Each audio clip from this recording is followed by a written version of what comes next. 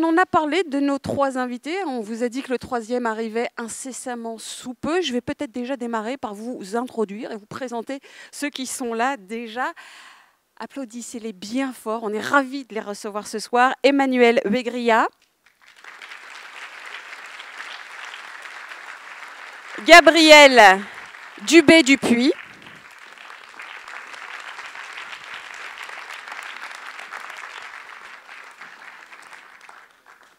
et je peux d'ores et déjà, vous dire que Fabrice Murgia va nous rejoindre incessamment sous peu.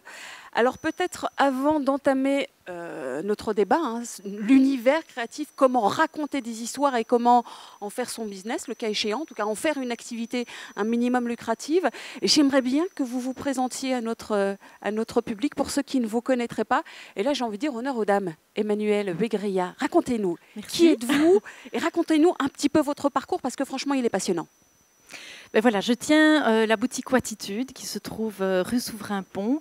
Pour ceux qui ne connaissent pas encore, c'est une boutique qui propose des produits de créateurs wallons qui travaillent dans le domaine du design, de la mode, des produits de bouche et des produits culturels. Donc en fait, tout a commencé, je suis architecte et scénographe de formation. J'ai travaillé quelques années dans les théâtres comme scénographe ou comme assistante scénographe. Et puis, j'ai été engagée pendant un peu moins de 10 ans par la compagnie Arsenic. Je ne sais pas si certains connaissent, c'est une compagnie de théâtre itinérant. Et là, l'architecture mène à tout. J'ai fait de la communication. Et ensuite, il y a eu une restructuration au sein de la compagnie. Là, j'ai dû partir et j'ai profité de ce changement de situation pour lancer mon propre projet qui tournait autour de mes passions, donc qui étaient la mode, le design et les produits de bouche. Alors, j'oublie de dire aussi que pendant mes années chez Arsenic, j'ai développé en 2009 ma propre marque de vêtements textiles pour enfants, qui s'appelle Madame Manu. Et donc, voilà, au sein de ma boutique, j'ai une petite place pour mon atelier où je peux produire mes propres créations, continuer à produire. Et donc, voilà, j'avais cette idée en tête d'ouvrir ma boutique avec mes propres créations, mais aussi proposer d'autres créateurs de la région. Et avec cette petite idée en tête, j'ai d'abord suivi une formation à la création d'entreprise avec Créa PME. Je sais que Michael Malherbe est là dans la salle, je l'ai vu. Donc voilà, c'est une formation super...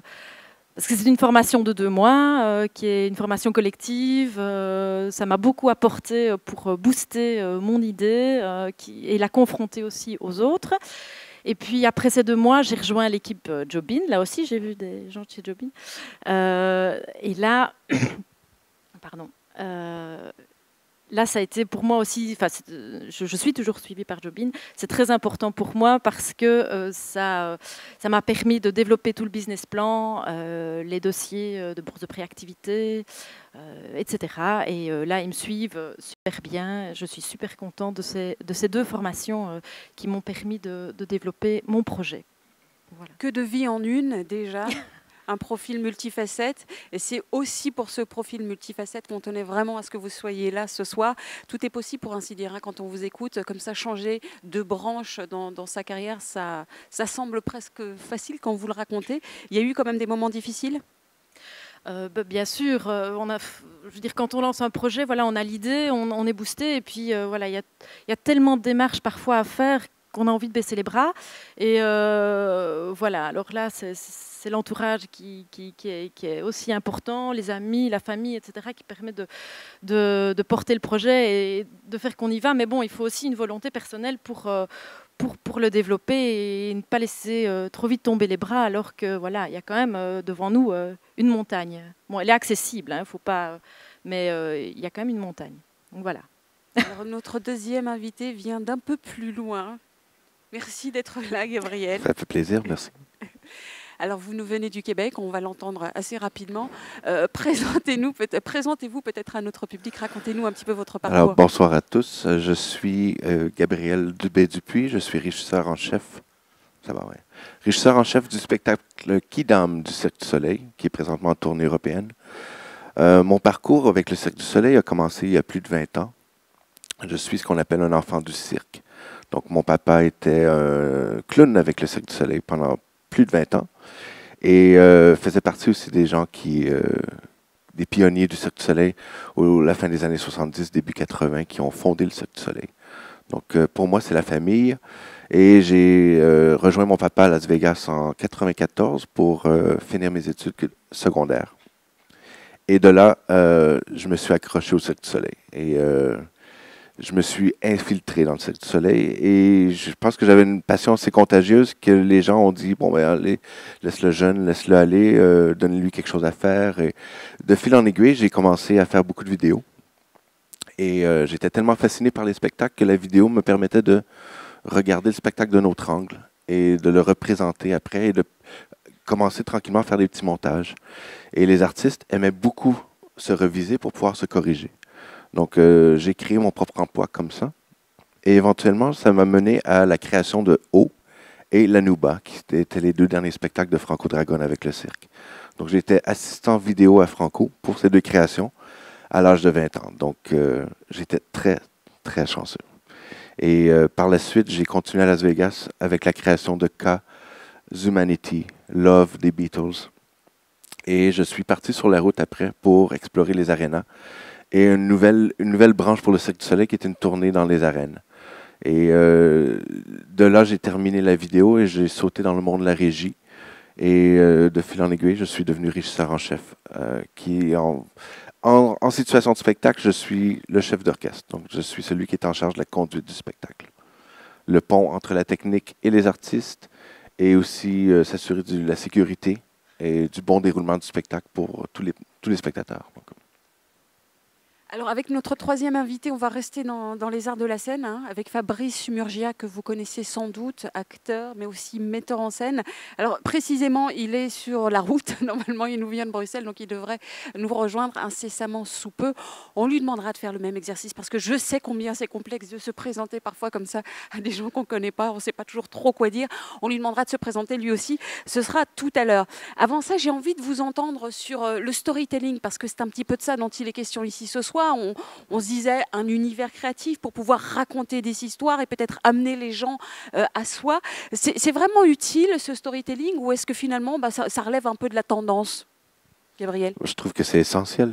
En fait, ce que je reconnais beaucoup depuis toutes mes années avec le Cirque du Soleil, c'est je vis dans une histoire qui est plutôt abstraite, qui est jamais dite, qui est jamais expliquée. Il n'y a jamais de narration.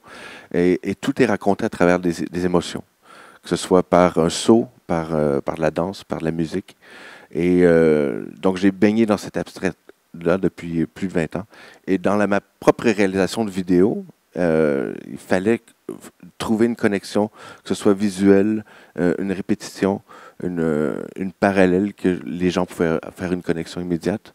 Raconter des histoires, c'est essentiel. Je pense que c'est une des premières choses que les gens ont commencé à faire il y a des milliers d'années, que ce soit se lever devant un feu et de raconter des histoires, de jouer avec son ombre, de faire des dessins. Et tout ça mène éventuellement sur la scène, raconter le théâtre et tout. Donc, ouais. Alors pour vous, Emmanuel, c'est peut-être un petit peu différent. Alors vous nous le disiez, hein, vous avez touché au théâtre, vous avez touché à la scène, sauf qu'aujourd'hui, vous travaillez dans une boutique. Dans une boutique, on continue à raconter des histoires? C'est surtout les objets, je veux dire, qui racontent des histoires pour moi. Le thème, c'est raconter des histoires et créer un univers. Les objets racontent une histoire et moi, je vais créer un univers autour. Et donc là, je vais effectivement... face à ce que je vois, je vais associer les créations ensemble, les styles ensemble. Je vais peut-être apporter une source lumineuse pour essayer d'emballer quelque chose, pointer un éclairage sur un produit pour le faire ressortir. Et puis même l'ambiance musicale du magasin, voilà, ça permet que le client, moi je vais l'appeler le client, mon spectateur, se sente dans un univers, qui est de la poésie. Enfin, essayer de mettre un peu de poésie dans un magasin, c'est pas toujours évident parce que c'est vraiment très terre à terre, mais et en même temps, je pense qu'on a envie de vivre d'autres expériences, Enfin, moi, j'ai envie de vivre d'autres expériences. Je n'ai pas spécialement une expérience de vendeuse. J'ai pas envie de ça. Donc, j'ai envie qu'il y ait quelque chose enfin, d'un échange avec le client et en tout cas qu'il y ait de l'émotion. Voilà, peut-être. Comme quand on va se promener, qu'on va se balader dans les villes, qu'on découvre telle et telle petite boutique. À un moment donné, voilà, on ressort avec quelque chose, quoi. Donc, voilà. Je crois qu'on voit assez bien les boutiques dont on parle, des boutiques qui ont du cachet, des boutiques qui appellent l'œil tout de suite, où on sent qu'il y a quand même effectivement quelque chose de particulier. Sauf que je me demande très concrètement, alors d'accord de la musique, d'accord de la lumière, mais vous partez d'une histoire précise, vous vous dites, tiens, voilà, je sais pas, allez, c'est Noël, je vais raconter une histoire dans mon magasin. Enfin, comment est-ce que vous la racontez, cette histoire-là ?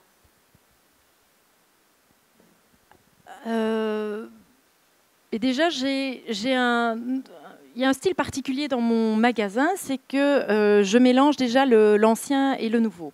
Donc le contemporain et le vintage. Donc c'est parti de l'année dernière où j'ai testé d'abord mon concept en fait chez mon oncle qui est antiquaire, dans un entrepôt où il y avait du mobilier années 50, années 30, années 60, voilà. Et donc, je suis partie de son mobilier pour exposer les produits des créateurs. Et donc, déjà là, j'ai essayé de créer des coins, voilà, des petites atmosphères à gauche, à droite.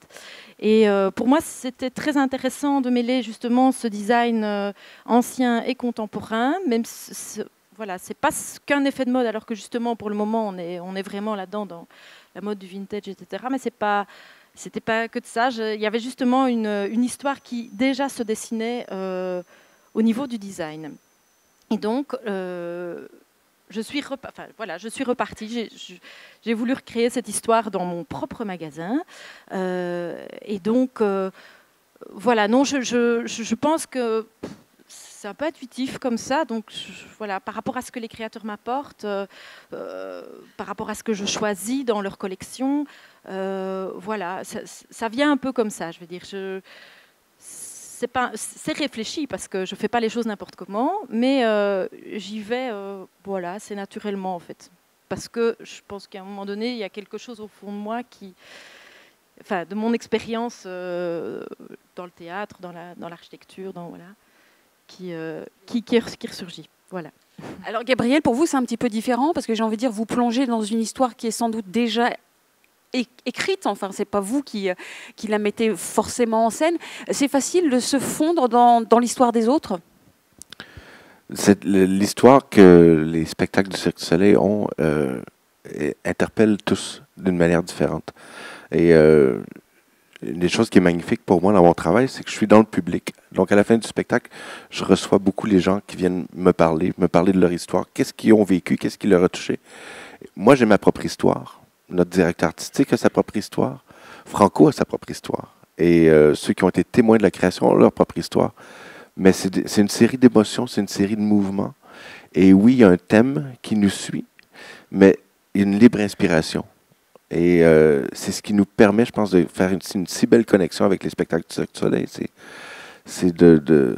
On crée nous-mêmes à travers le spectacle notre propre histoire, que ce soit à travers la couleur d'un tissu ou une émotion via le violon ou que ce soit une contorsionniste. Ça nous interpelle tous d'une manière différente et très personnelle. Est-ce que vous êtes sensible au retour qu'on vous fait ? Et là, je m'adresse à vous deux, mais on va peut-être démarrer avec vous, Emmanuel. J'imagine que le retour il est immédiat quand on travaille dans une boutique. Vous êtes sensible au retour qu'on peut vous faire par rapport à votre travail, peut-être la manière dont vous agencez les objets dans votre boutique ? Oui, évidemment que je suis sensible parce que voilà, ça fait très plaisir. Enfin, pour le moment, voilà, touchons du bois, j'ai eu beaucoup de retours positifs, je n'ai que ça. Alors peut-être que ceux qui ont des retours négatifs n'osent peut-être pas me le dire, j'en sais rien.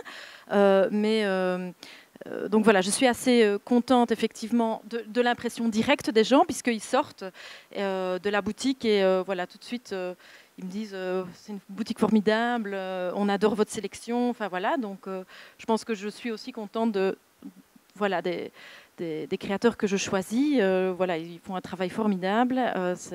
Et donc, voilà, les clients me le retournent. Et puis, oui, la presse suit assez bien le projet. Là, je suis super contente. J'ai reçu un mail la semaine dernière de l'Office du tourisme Wallonie Bruxelles en Allemagne qui me demande de publier ma vidéo sur leur site pour faire la promotion de la boutique en disant que voilà, les Allemands sont friands de ce genre de boutique exceptionnelle. Donc ça fait un peu... il va falloir se mettre à l'allemand maintenant. Voilà, c'est ça. J'ai encore jamais parlé l'allemand. Je vais engager un assistant. Et puis des créateurs aussi qui sont, enfin voilà, j'ai beaucoup de créateurs qui sont assez fiers de faire partie de la boutique, donc ça fait vraiment plaisir. Voilà. Alors, on l'a vu, vous avez quand même un sacré parcours derrière vous pour revenir toujours sur ces retours et peut-être parfois des retours négatifs, puisque on le sait, ça peut arriver. Dans votre carrière, disons plus globalement, est-ce qu'il y a pu y avoir parfois des retours négatifs qui ont pu vous faire vous poser des questions par rapport aux choix que vous aviez posés ? Est-ce que c'est facile quand on est critiqué de rester fidèle, je dirais, aux choix qu'on a pu poser ? Jusqu'à présent, je pense que j'ai pas encore eu justement assez d'expérience personnelle. Voilà, quand je travaillais pour Arsenic, je travaillais pour quelqu'un. Voilà, oui, j'ai peut-être fait, je sais pas, j'ai peut-être fait des erreurs, mais c'était pas, voilà, mon projet personnel. Donc, voilà, j'espère, oui, avoir des retours. Enfin, voilà, que les gens osent me dire, voilà, ce qui ne va pas. Voilà. Mais à l'aise par rapport aux critiques. Ah oui, sans problème, sans problème. C'est très important de pouvoir se remettre en question et de pouvoir. Voilà, ça fait avancer, hein, de se remettre en question. Parfois, c'est facile à dire, c'est tout de suite moins facile à faire. Gabriel, des critiques, le Cirque du Soleil a dû en essuyer quelques-unes. Comment vous gérez ça ? Une création Cirque du Soleil, ça commence, je dirais, 4 ans avant la première mondiale. Et ça vient toujours d'une idée. Qu'est-ce qu'on a envie de parler? Qu'est-ce qu'on a envie de dire? Et une série de créateurs vont être choisis pour mener à terme cette vision. Et là, eux vont se raconter une histoire. Ils vont s'ouvrir des portes. Ils vont se créer un monde. Et l'idée originale va partir d'un point et va grandir en quelque chose qui peut être complètement différent. Tout ça toujours sous l'œil très critique de Guy Laliberté, qui est le propriétaire. Bonsoir. Alors, on va l'accueillir, Fabrice Murgia. Je vais chercher un micro. Merci d'être là, Fabrice. Je sais que ça a été... Pas de souci. On a démarré sans vous. Je sais que vous avez un petit peu couru pour être là ce soir. Donc, franchement, déjà, merci. On vous donne la parole dans quelques instants. Je demandais juste à l'ami Gabriel, que je vous présente d'ailleurs au demeurant, qui nous vient du Cirque du Soleil, qui nous expliquait qu'il était aujourd'hui régisseur, que pendant des années, il a beaucoup travaillé autour de la vidéo pour ce même Cirque du Soleil. Et puis, à votre gauche, vous avez Emmanuel Végriac. Vous connaissez peut-être ? Un peu, bien dans le micro peut-être, par contre. Sinon, on va pour... Voilà, bien dans le micro. Pardon. Et qui a monté sa boutique et qui nous expliquait raconter des histoires, créer son univers, puisque c'est de ça dont il est question bien ce soir. C'est une chose qu'elle fait dans sa pratique aujourd'hui de commerçante, puisque pendant longtemps, elle a aussi travaillé en coulisses pour une compagnie de théâtre. Et là, je demandais à l'ami Gabriel comment on faisait pour recevoir des retours éventuellement négatifs et continuer peut-être de croire en soi malgré tout. Oui, c'est ça, le déroulement d'une création au spectacle va mener aux premières représentations que nous, on appelle communément les fosses au lion. Et c'est vraiment de se jeter devant tout le monde. Et on le fait pour nos employés en premier, qui sont souvent nos critiques les plus sévères et les plus difficiles, des fois même méchantes. Parce qu'ils ont tout vu. Ils connaissent tout du Cirque du Soleil. Et quand on arrive, on leur présente quelque chose. Ils veulent revivre cette première émotion quand on voit le Cirque du Soleil pour la première fois. Et ça ne marche pas toujours. Quand ça commence, les clowns ne sont jamais drôles, les numéros ne sont pas à point, la musique n'est pas terminée. Donc, c'est ces premières bandes de résonance-là qu'on utilise, c'est ces fosses au lion. Et ensuite de ça, le spectacle va ouvrir, mais c'est un work in progress pendant au moins 6 mois, jusqu'à temps qu'on ait une fixation de l'œuvre qui va revenir à peu près 6 mois plus tard. Et là, on ramène toute l'équipe de création. Et tout ça se fait à travers les feedbacks du public. Donc, le feedback est très important. On peut le sentir dans une foule, qu'est-ce qui marche instantanément et qu'est-ce qui ne fonctionne pas du tout. Et c'est après d'être capable de faire des choix, d'être capable de laisser partir les choses qui te tiennent à cœur pour faire valoir l'histoire et ce que le public va avoir comme expérience. Alors Fabrice, parole à vous. Et j'aimerais bien que vous vous présentiez à notre public, pour ceux qui ne vous connaissent pas, un petit mot sur ce que vous faites aujourd'hui, un petit mot peut-être sur votre parcours aussi. Bon voilà, je m'appelle Fabrice, je suis liégeois. Régional de l'Étape. Avant tout, voilà. Je voulais d'abord dire que je suis très ému d'être ici parce que je sors des embouteillages, j'ai couru et je suis arrivé en trombe et c'est très beau. Enfin, je suis très ému de me retrouver dans la Cité Miroir, l'idée qu'elle ait vu le jour et qu'un espace culturel nouveau soit là. Donc moi, j'ai fait mes études à l'école d'acteurs de Liège et ensuite je suis passé par le Festival de Liège, par le Théâtre National de Bruxelles auquel je suis associé. Depuis, donc tout ça c'était il y a 5 ans que ce petit parcours s'est fait. Et depuis je suis associé à ce théâtre et j'ai la chance aussi de pouvoir créer des spectacles un peu partout dans le monde aujourd'hui.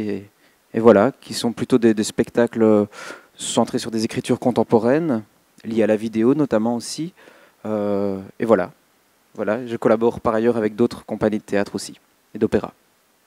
Alors, pour vous, on voit à peu près à quoi sert une histoire, comment vous vous appuyez sur une histoire pour faire votre métier. C'est assez évident quand on est comme vous, metteur en scène ou acteur de théâtre. Donc, je vais plutôt vous poser la question que je viens de poser à nos amis ici, celle des retours. Les retours sont importants au théâtre. Comment on gère d'éventuels retours négatifs tout en restant peut-être cohérent par rapport aux choix qu'on a pu poser soi-même avant? Comment on gère l'équilibre des deux, ses propres choix et la critique? D'abord, il y a qu'un retour qui compte, c'est celui du public. Après, les journalistes, non, mais si on les écoute, d'abord, on ferait tous la même chose, si on les écoutait. Ensuite, vous êtes journaliste? Je crois, oui. Ah merde, j'ai failli dire une bêtise. Non. D'abord, on a la télé. Ah. Pardon. Ça passe. Excusez-moi. Par contre, on est filmé, mais c'est pour le oui, souvenir. Ça, c'est pas grave. Ok, pardon. Donc, je crois qu'il n'y a qu'un retour qui compte, c'est celui du public. Le plus important étant peut-être celui de moi, de ma maman. En tout cas, je sais que quand elle est là, elle a vu tous mes spectacles, elle m'a vu grandir aussi, donc elle sait si je suis fidèle à ce que je suis, à ce que je pense, et surtout à l'endroit d'où je viens. C'est très important. Parce que d'abord, on grandit, on vieillit, on change. Notre regard sur le monde change. Et on a tendance, notamment en voyageant, certes à s'ouvrir à d'autres choses, mais peut-être aussi à ne pas être capable de voyager sur son propre seuil. Et donc je crois que les retours qui, moi, me font le plus avancer, c'est celui de mes proches. Évidemment, pas les retours positifs. Ça, en soi, on sait tous qu'on a du talent. Généralement, quand on sort de conservatoire, on en a. Et on est des milliers à en avoir dans ce pays et dans cette région. C'est pas ça. C'est vraiment les questions. Quand on fait ce métier, on le fait pour témoigner en quelque sorte de l'humanité, pour poser une question sur la place publique dont les politiciens vont s'emparer après. Nous, on n'a fait que poser cette question, que soulever peut-être une chose. Parfois, on la pose de façon un petit peu acerbe, amère, pourquoi pas. Mais néanmoins, si cette question a marqué, si un étudiant dans la salle me dit j'ai pas compris ça, ou alors pourquoi vous avez dit ça, je vous en veux, là je sais que ça a suscité du débat, et en soi c'est pour ça qu'on le fait, parce que le spectacle il n'est pas très important, c'est ce qui se passe après qui est important, avec le public. C'est espérer que le lendemain matin il se réveille avec un dérangement, positif, négatif, mais qu'il ne se réveille pas comme s'il n'avait pas vu le spectacle. Donc en soi, je suis un petit peu acerbe et je fais de la plaisanterie sur le journalisme, mais ça peut faire très mal et ça peut changer la nature et la sincérité. Et un artiste qui n'est plus sincère, il n'est plus un artiste. Et un artiste qui est bien là où il est, qui ne pose plus de questions sur là où il est, ce n'est plus un artiste non plus pour moi. Néanmoins, ces choses qu'on peut lire, elles tendent aussi à se comparer, à comparer son travail à d'autres, pas tellement dans la presse belge, essentiellement dans la presse française, voire dans la presse nationale française. Une interview avec Libération, c'est affligeant, parce que, alors évidemment, je ne mets pas tous les journalistes dans le même panier, mais néanmoins, on sent que la presse nationale française, c'est pas comme ici, il y a ils classent les artistes en divisions, comme des équipes de foot. Donc si on est dans la D1, soi-disant, si on joue à l'Odéon ou au Théâtre de la Ville, on est censé répondre de cette manière-là, et donc en regard des autres artistes. Et ça, c'est pas bien, parce qu'on perd son authenticité. Juste un mot peut-être encore, Fabrice, sur les retours immédiats du public. C'est le propre des arts vivants, hein, c'est qu'on joue face à des gens qui sont là, qui ont des réactions. Vous y êtes sensible quand vous jouez ? Pendant la représentation ? Pendant la représentation. Des gens qui soufflent, des gens qui sortent, des qui gens... envoient des SMS, qui font de la lumière. Oui, oui. Peut-être pas ça. Non, mais si, parce que quand on joue devant des classes des jeunes, on se rend compte que, et notamment quand on joue des spectacles pour enfants, devant des classes de très jeunes, je pense à mon expérience avec les ateliers de la colline, on se rend compte qu'être spectateur, c'est aussi une école, et que ça s'apprend. Voilà. Et oui, effectivement, je suis très sensible au point de ne pas pouvoir souvent être en salle. Alors, j'ai une bonne nouvelle pour vous.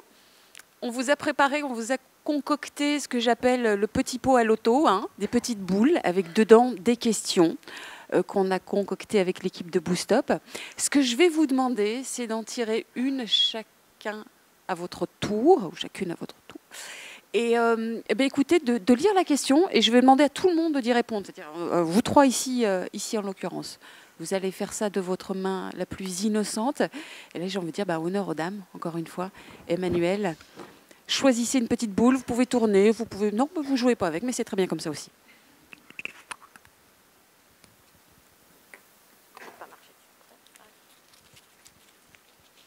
Je vous laisse la lire. Ça crolle. C'est long, ça crolle. Merci Gabriel. Merci. Parlez-nous d'une histoire, d'un parcours ou d'un univers qui vous inspire ou qui vous fait rêver.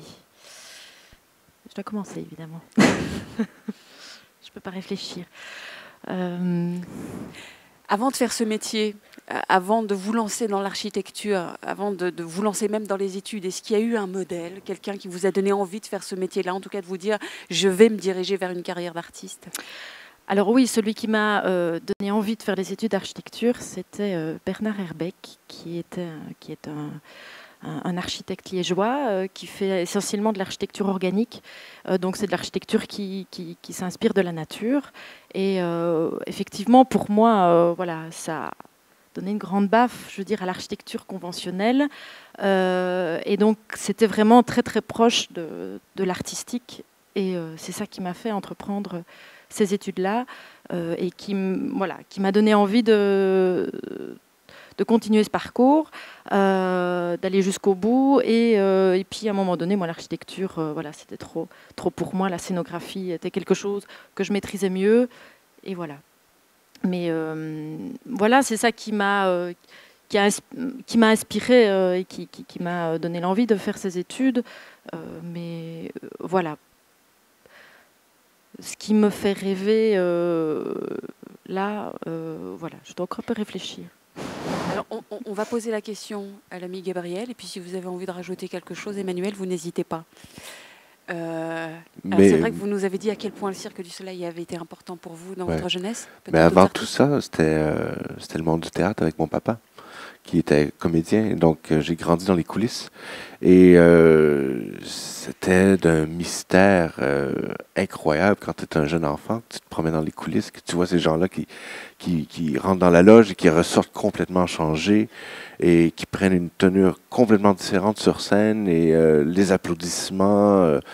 Et la joie et la célébration qui venait avec tout ça, que ce soit de m'endormir dans les restaurants tard la nuit, quand eux continuaient à fêter, je m'endormais dans les manteaux, puis c'était vraiment, c'est des moments magiques pour moi. Et quand j'ai commencé mon secondaire, j'ai découvert la facette du théâtre qu'on avait dans notre école, et je me suis tout de suite lancé dedans à pieds joints. Je savais très jeune que je n'avais pas ce qu'il fallait pour être comédien. J'avais fait une audition et le nom que j'ai reçu m'avait complètement détruit. Et j'ai décidé à ce moment-là que c'était pas une bonne idée. J'étais trop sensible, je pense, pour ça. Chapeau aux acteurs qui doivent se battre continuellement pour convaincre quelqu'un, toujours en audition. C'est vraiment pas un métier humain, je dirais sensiblement facile. Et je préférais rester derrière. Et je disais, de pouvoir supporter la scène via les coulisses était quelque chose qui m'a allumé.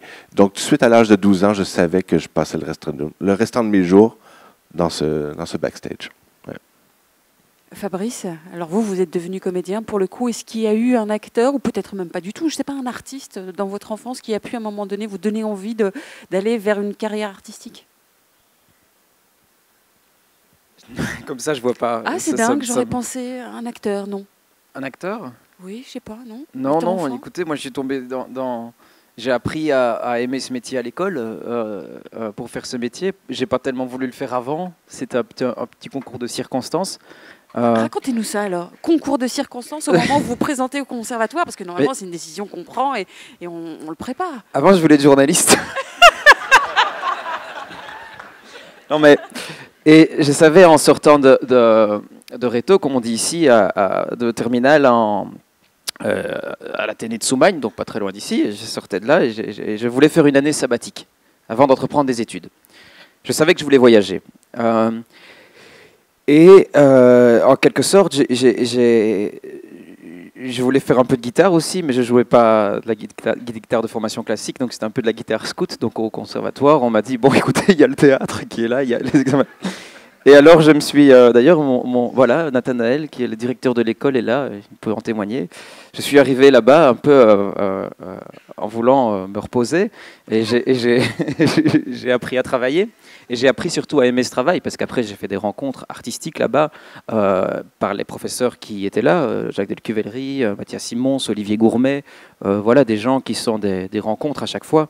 Et évidemment, j'ai pu travailler assez vite grâce à ces rencontres, parce que bon, elles ouvrent quand même à des perspectives internationales.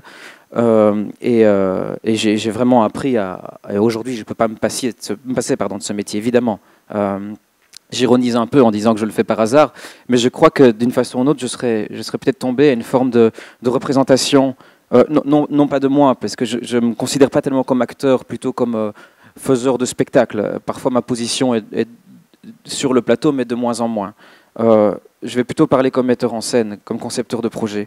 Je crois que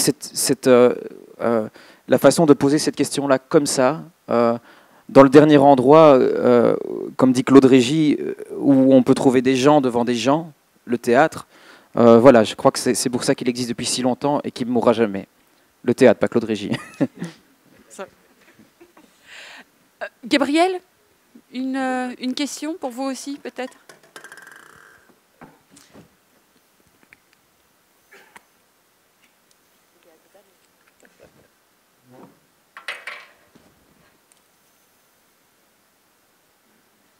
Ah oui, c'est pas mal. Vous la mémorisez, puis après, oui.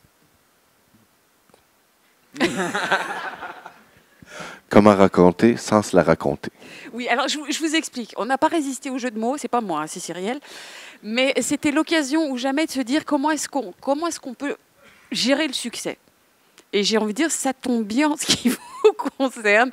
Parce que voilà, le Cirque du Soleil, c'est planétaire, c'est énorme, c'est gigantesque. Comment on gère le succès? C'est drôle parce que je vais parler plus au nom du Cirque du Soleil parce qu'on baigne là-dedans présentement, mais sérieusement. Et on va fêter nos 30 ans cette année. Et je dirais que le Cirque du Soleil est en grande période de repositionnement et de questionnement. Et parce qu'on a essuyé beaucoup d'échecs dans les dernières années, que ce soit financiers ou artistiques. Et dans la dernière année, c'était l'heure de on remet les pendules à l'heure. Donc, on a complètement arrêté la cadence de création, mais complètement. C'est déstabilisant en tant qu'employé parce qu'on est une compagnie de création, c'est ce qu'on fait. Et on a mis le pied sur le frein pour faire, on va réfléchir, on va se regarder, on va se poser des questions et tranquillement, on va recommencer. Et on commence un nouveau tome. Et il y a toutes sortes de gens un peu partout qui se sont réunis pour aller justement chercher des nouveaux créateurs, un nouvel essor dans la compagnie, pour essayer un peu d'oublier un peu qu'est-ce qu'on a fait, mais pas l'oublier complètement, mais juste on passe à un autre niveau, on passe à une autre étape. Le succès était très étourdissant pour le Cirque du Soleil. On a grandi très rapidement et on a goûté au champagne, mais sérieux. Donc, c'était le temps justement de retourner vers nos racines et de développer d'autres racines et de laisser la place aussi aux jeunes créateurs. Et c'est ce qui est en train de se produire présentement. Et on est tous très curieux de voir qu'est-ce qui va se passer prochainement. On va voir ça nous aussi alors. Emmanuel, sinon pour les rêves tout à l'heure, non, toujours rien sur les rêves. Sinon sur le succès, j'ai envie de dire de faire comme s'il n'y en avait pas et de chaque fois voilà, essayer de faire toujours de son mieux, de reconquérir, voilà, de continuer à travailler comme si voilà, comme si de rien n'était, on avance, voilà, on fait avancer la machine. Pour moi, d'un niveau personnel, parce que tout d'un coup, j'ai vraiment un petit déclic qui se passe, mais d'un niveau personnel, je suis en train justement de vivre comment se raconter une histoire sans se la raconter. J'ai eu un parcours assez incroyable à l'intérieur du Cirque du Soleil et j'ai décidé il y a quelques semaines en fait, de démissionner et de quitter pour me retrouver quelque part ailleurs. Je me sens trop confortable. Et je suis quelqu'un qui baigne mieux dans l'inconfortable que dans le confortable. Et c'est là-dedans que je veux me retrouver. Donc, j'abandonne pas, mais je veux dire, je fais confiance à la vie et je suis prêt à aller où le chemin va me mener. Si ça continue avec le cirque, tant mieux, mais ça fait partie de l'évolution pour moi. Je devais de faire, OK, on tasse tout de côté et on va prendre des risques. C'est ma partie à moi. Ouais. Eh bien, la question est drôlement bien tombée, j'ai envie de dire. Absolument. Le hasard a bien fait les choses. Fabrice, la même question, d'autant que, si je puis me permettre, ça cartonne pas mal ces dernières années. Ça a été assez rapide, en plus, en ce qui vous concerne. Comment on gère le succès ? Ici, c'est assez émouvant et ce que vous racontez, c'est aussi assez symptomatique et on peut se dire, tiens, est-ce qu'un artiste a besoin de ça, de cette position peut-être pas d'inconfort, hein, parce que le confort, on en aimerait tous pour créer, mais d'incertitude. Allez, on a besoin d'une part d'obscurité pour poser le pied. Je trouve ça très touchant et je trouve ça très juste avec l'acte créateur. Après, je crois, et à l'image du Cirque du Soleil aussi, ou alors de la compagnie, pour prendre un exemple de chez nous, de Franco Dragone, comment est-ce que tout à coup, on se sert de ce qui... Bon, alors qu'est-ce que c'est le succès en tout cas, la médiatisation, ou en tout cas l'idée que nos spectacles plaisent, si on a la chance de ça, ou qu'un buzz tourne autour, comment est-ce que tout à coup on invente des formes d'économie, et qui certes vont forcément devenir désuètes à un moment, qu'il va falloir réinventer, le cas du show permanent dans ce cas-ci, ou d'endroits du monde, comme Vegas, ou d'autres endroits, où tout à coup, ben voilà, la crise financière peut frapper, et comment est-ce que tout à coup, on vit avec son temps, et on réinvente cette forme d'économie. Le Cirque du Soleil, comme la compagnie Dragone, en sont de très bons exemples. Et on peut le vivre aussi à l'échelle du théâtre public. Comment est-ce que tout à coup, on va essayer, parce qu'on sait très bien qu'on a la chance, ou en tout cas nos parents ont peut-être eu la chance de créer des compagnies de théâtre avec des subventions, et il ne faut pas croire, même si ça cartonne pour nous, et même si ça cartonne pour le Cirque du Soleil, c'est pas pour ça que c'est confortable. Il ne faut pas se fier aux apparences. À chaque fois, l'enjeu est difficile. Moi, je crée mes spectacles en Belgique et en France comme principale source de financement, parce que quand je travaille au Chili, ou on ne va pas parler de l'Afrique évidemment, hein, quand je travaille au Chili ou quand je travaille dans le sud de l'Europe, en Espagne et en Italie, je peux vous dire que, ou alors au Portugal, ou dans des pays où le ministère de la Culture a carrément disparu, on l'a rattaché au sport et à l'événementiel, il n'y a plus de nécessité de faire de la culture. Ou en Grèce, qui est le berceau fondateur quand même de cette notion de culture, qui est un ciment de la civilisation là-bas. Comment est-ce que tout à coup, on décide de devenir jeune créateur ici ? Et il y a 15 jours, j'étais au Chili et je parlais de gens qui créaient pendant la dictature. Et ces gens avaient du succès, souvent. Mais il y avait une forme de danger derrière. Ils créaient des spectacles pendant la dictature. Et je crois que l'artiste a besoin de ça. Donc, se la raconter, ça serait une forme d'échec déjà. Parce que, d'ailleurs, on voit souvent des artistes qui ont besoin d'être torturés, qui ont besoin de le montrer aussi. Voilà. Finalement, je crois qu'on cherche plus l'incertitude que le fait de se la raconter. Et peut-être aussi d'inventer des nouvelles formes d'économie, oui, moi je travaille avec la vidéo, je suis sans cesse en dialogue avec des startups qui développent des matériaux qui peuvent devenir opaques, transparents, comme ça, voilà, et qui cherchent un moyen de le commercialiser. Le spectacle devient un moyen de le commercialiser. Donc il faut vivre avec son temps, en étant logique avec ce qu'on dénonce, évidemment. Mais il faut vivre avec son temps et avec les formes d'économie qui sont celles-ci, je pense. Merci pour la réponse. Merci à vous trois. Question très intéressante et belle écoute dans la salle.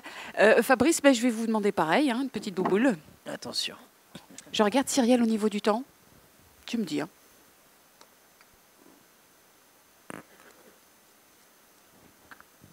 petit coup de main ou ça va aller? Ça va aller. Alors, parlez-nous d'une réaction vive qu'aurait provoqué la rencontre avec votre univers. Ah oui. Vous y arrivez, c'est un spectacle. Ouais. Oui ou on va parler d'un... Vive au cours après un spectacle, pendant un spectacle. Comme vous voulez, ça peut être pendant, ça peut être après. En tout cas, une réaction vive, ça c'est certain. C'est-à-dire quelqu'un qui réagisse vivement et qui vienne vous le faire savoir. Alors, on ne va pas parler de spectacle peut-être, mais peut-être de création. Il y a quelque temps, je décide de faire la trilogie Ghost Road, c'est-à-dire partir dans un endroit du monde. J'avais fait le premier opus que j'ai créé à Rotterdam l'an dernier, où j'étais parti sur la route 66, dans des villes aux États-Unis, et dans des endroits où il n'y avait plus personne. Et j'avais ramené des gens qui soit vivaient seuls là-bas, soit qui avaient déserté cet endroit comme dernier habitant, et je les avais interviewés dans ces lieux. Et la matière donnait lieu à la vidéo du spectacle, entre autres. Et récemment, je décide de créer Ghost Road 2, le deuxième opus de la série. Et je veux travailler au Chili, parce que je veux travailler aussi sur mes racines, qui sont espagnoles, mais trouver des liens avec cette hispanicité, si on peut dire, et ce qu'a vécu la dictature, faire une espèce de miroir sur l'héritage des générations. Et je parle de ça dans une interview avec un journal français. Et je ne sais pas si ça se retrouve sur le net ou quoi. En tout cas, un jour, je reçois le coup de fil du dernier habitant d'un village fantôme, à Chacabuco, un camp de concentration dans le nord du Chili, dans le désert de l'Atacama. Et c'est quelqu'un qui avait été emprisonné dans ce camp et qui n'avait jamais pu partir. Quand on a ouvert les portes du camp, il a voulu rester là parce qu'il devait refermer une cicatrice. Et je ne sais déjà pas comment ce mec est allé sur Internet, comment il a découvert mon interview et comment il a eu mon numéro pour m'appeler finalement. Et voilà, c'est une réaction à un processus. Donc je viens d'aller le rencontrer, le filmer là-bas, et il sera dans la vidéo de ce prochain spectacle qu'on créera en janvier. Donc voilà, c'est bizarre parce que ça se passe à l'autre bout du globe et finalement c'est une réaction à une interview que j'ai donnée comme ça, avec un projet en cours. Mais... Vous avez l'info finalement? Vous savez comment est-ce qu'il est tombé sur votre interview? Il avait une connexion satellite, c'est de suite moins poétique. Technologie. Sûrement moins poétique. Il devait très s'embêter pour être sur le site du canard des péchés de Cannes, à mon avis. Emmanuel, une réaction vive? Une réaction très drôle que j'ai déjà vécue, et plusieurs fois en plus. Des gens comme ça, 3 personnes sont rentrées comme ça dans la boutique, et alors que j'ai quand même 80 créateurs dedans, et alors la personne m'a dit... c'est vous qui faites tout ça? Alors j'ai envie de dire, tu tournes ta langue dans ta bouche cette fois avant de parler. Mais bon, voilà, ça m'a fait beaucoup rire. Mais bon, c'était une réaction... et c'est pas, je l'ai eu 3 fois celle-là. Donc quand même, en me disant, oui, j'ai des petits wallons qui sont cachés dans la cave et que je fouette. Et c'est moi qui fais tout. Puisque ce sont que des produits wallons, donc effectivement, oui. Toute seule, ça aurait été difficile. Voilà, ça m'a fait rire. Gabriel, une réaction vive? Je vais faire référence à la création de Zumanity, qui était un cabaret érotique du Cirque du Soleil à Las Vegas. On croyait en 2003 être capable à Las Vegas de faire un cabaret érotique, de montrer l'autre côté du Cirque du Soleil. Et ce qu'on a créé était sensiblement assez joyeux. L'émotion autour de tout ce spectacle était très positive, mais le public à Las Vegas ne digérait pas du tout. C'est la première fois que les gens se levaient pendant le spectacle, quittaient, huaient. On avait une danse en particulier avec 2 hommes qui finissaient en s'embrassant. Et ça ne passait pas du tout. On croyait vraiment qu'à Las Vegas, ça pouvait passer, mais au contraire. C'est un public qui, tu veux venir faire tout ce que tu ne peux pas faire à la maison, mais viens pas me le montrer non plus. Et le cirque a dû ramener tout ça, a dû tourner. Donc, je sais que pour l'avoir vécu, les Européens qui viennent voir ce spectacle ressortent déçus. Parce qu'ils disent, ben, il ne se passe pas grand-chose ici. Mais c'est ça, ça a été une critique très vive à Las Vegas. Ouais. Si jamais vous vous retrouvez à Las Vegas, hein, attention. Ça reste un bon spectacle. On n'ira pas voir. On a le temps encore pour une question. Emmanuel?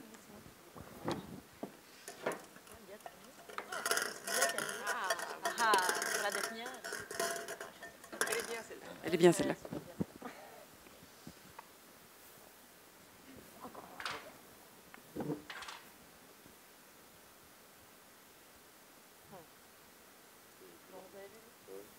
Oui, il est long celui-là. Hein. Ouais. Sinon, le petit coup de main. Assistant, merci. Quels sont les 3 clichés à propos de votre travail auxquels vous aimeriez tordre le cou? Fabrice est très inspiré. Que Emmanuel. Ah, seulement 3, vous en avez plus, vous? Ah, ça va être bien. Emmanuel, 3 clichés. Alors, en fait, j'en ai que 2. Oh, bah, c'est très bien, on va prendre les 2. Le premier, c'est quand on prend ma boutique pour une boutique de produits du terroir. Alors, voilà, aïe, parce que j'essaie justement de proposer, enfin, je propose des articles, des produits qui vont dans le sens du design, de la modernité, et l'image du terroir est quand même un peu ronflante et un peu vieillotte. Donc ça me plaît pas trop. Et puis, quand on me prend aussi pour une ASBL qui fait la promotion des produits wallons, parce que le moindre petit quidam qui tricote un peu ou qui bidouille, il vient me trouver et non. Donc, voilà, je sélectionne, j'ai énormément de demandes par semaine, et donc, du coup, je fais une très, très grosse sélection. Et c'est ça aussi qui plaît, je veux dire, aux clients. Et voilà, si j'acceptais tout, ça deviendrait alors n'importe quoi. Et donc voilà, je ne suis pas une ASBL qui fait la promotion des produits wallons. Voilà, le message est passé, si jamais. Fabrice, alors comme ça, plein de clichés. Non, pas plein, mais c'est vrai qu'il y a des choses avec la question qui sautent aux yeux. Bon, après, on n'est pas chez le psy, on est entre nous, mais quand même. Allez-y. Non, moi j'aime pas qu'on dise que je fais des spectacles pour les jeunes, ça m'énerve. Parce que on vous dit ça? Ouais, on me dit ça. Oui. Parce qu'il y a un peu de vidéo ou parce qu'il y a de la musique électronique ou quoi, on a tendance à dire que ça s'adresse aux plus jeunes. Et on a tendance d'ailleurs à être programmé souvent dans des festivals très jeunes, tout ça. Alors certes, on n'est pas si vieux que ça, mais c'est pas pour ça qu'on fait un spectacle qui n'a pas différents degrés de lecture et qui n'a pas un questionnement sincère, qui s'adresse à plusieurs générations. Ce qui m'énerve aussi, c'est que... Je me lâche. Non. Lâchez-vous. Non. J'aime pas qu'on... On me dit souvent que mes spectacles manquent de contenu parce qu'il n'y a pas beaucoup de texte dedans, par exemple. Et parce que je m'efforce de mettre le contenu dans la forme. Parce que pour moi, la forme est peut-être l'élément le plus politique au théâtre, justement. Parce qu'ils ne sont pas frontaux, parce que les idées ne sont pas forcément explicites, parce qu'ils posent des questions et qu'ils n'affirment pas quelque chose, on a tendance à dire qu'il n'y a pas de point de vue, alors que dans une question, il y a souvent plus de points de vue que dans une affirmation fermée. Et je dois en dire un troisième. J'ai du mal à choisir après, il y en a. Et franchement, faites-vous plaisir s'il y en a un quatrième. Non, mais écoutez, non. Déjà, ces deux-là, c'est pas mal. Je vais il n'y a pas un petit troisième, non? On dit aussi... alors là, c'est plus quelque chose qui est lié à la profession, que je dépense beaucoup d'argent pour faire des spectacles et que je prends beaucoup d'argent. Oui. Alors que j'ai très très peu de coproducteurs belges. Je suis soutenu par le Théâtre National, mais il doit m'amener environ 15 ou 20% de ma création. Le reste vient de l'étranger. Donc si on doit parler d'argent, et ça serait quand même pathétique de devoir parler de ça, j'amène beaucoup d'argent dans ce pays pour engager aussi des comédiens. Et puis, il y a des modes de narration qui demandent de l'argent. Un vidéoprojecteur comme celui-là, je ne sais pas, ça doit être un 10 000 lumens ou un 6 000 lumens, ça coûte 10 ou 15 000 euros. Donc évidemment, quand on a une jeune compagnie, ça ne le fait pas d'en avoir 5. Pourtant, on a besoin de ça pour raconter. Voilà.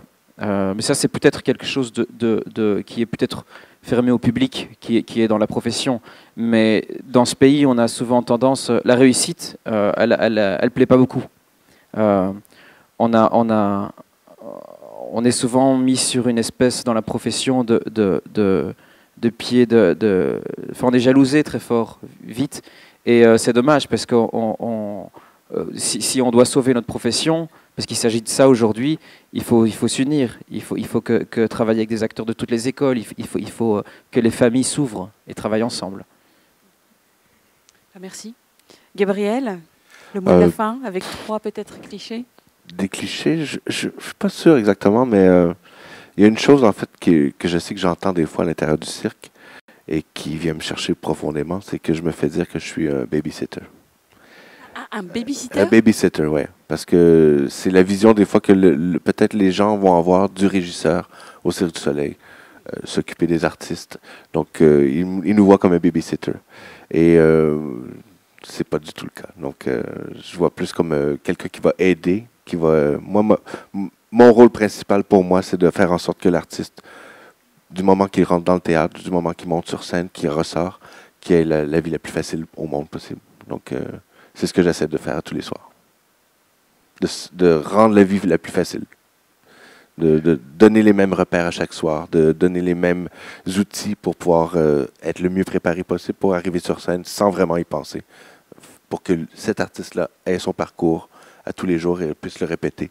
Parce que c'est ce qui est important aussi, c'est la constance pour eux. Donc, pour éventuellement aussi s'assurer de la sécurité. Parce qu'on parle d'acrobatique. Ouais. Et pour préciser, on parle d'artistes mais d'athlètes. Ce sont des gens qui doivent faire 10 représentations par semaine pendant 5, 10, 20 ans pour certains spectacles. Oui. Il y a beaucoup il y a une autre dimension complètement qui s'attache à l'athlète, justement. La préparation physique, le support qu'on va donner aussi avec les soins et aussi avec la nourriture qu'il faut on ne peut pas juste nourrir l'artiste comme on ne peut pas juste donner un burger avant le spectacle. Donc, ils ont besoin de s'énergiser aussi. Donc, Merci à vous 3. C'était vraiment très intéressant, très convivial. J'espère que ça vous aura plu aussi.